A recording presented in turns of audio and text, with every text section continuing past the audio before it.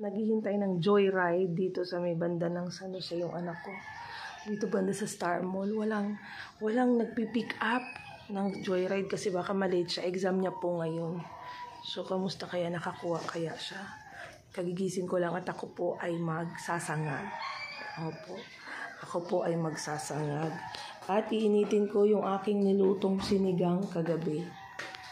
Ayan. Umpisa na ng holiday. Pero alam niyo po, kahit holiday na, meron pa po akong isang class na tatapusin hanggang Friday. Ayan. Kasi Friday, Wednesday, Thursday, Friday, may special class ako doon sa isang bata.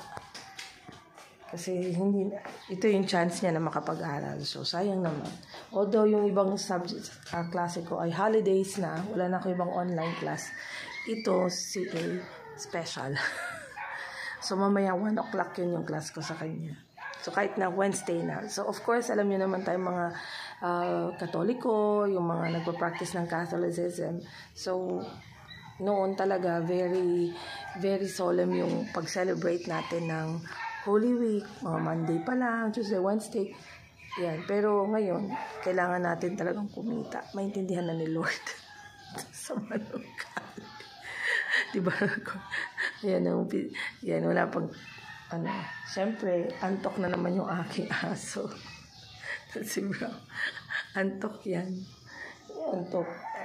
So today, Wednesday, I hope you all have a good day. Ewan ko saan pupunta yung Buff to unwind. Kami dito lang at tumating yung anak kong babae na yung pangalawa. Okay? So we're gonna be staying home and do the usual bonding sa bahay. Okay? So I hope you have a great weekend, a week ahead kasi karamihan nag-out of town. So have a good day and see you next time. Bye! Kain tayo, Kuya Black.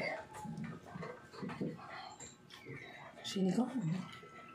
Ang ganda ng kamatis na nabili ko. Ang pula. 3 piraso lang yan.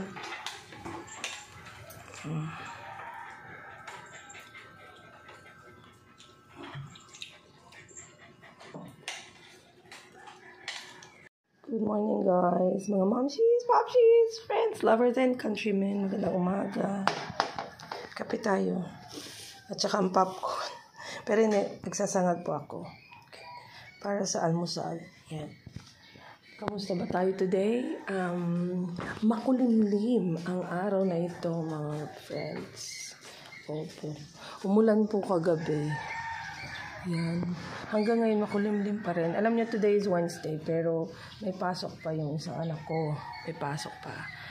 Kasi may exam pa sila. But yung iba, yung aking dalawang junior high, wala na. So, kami pa rin. At tumating na yung anak ko galing Manila.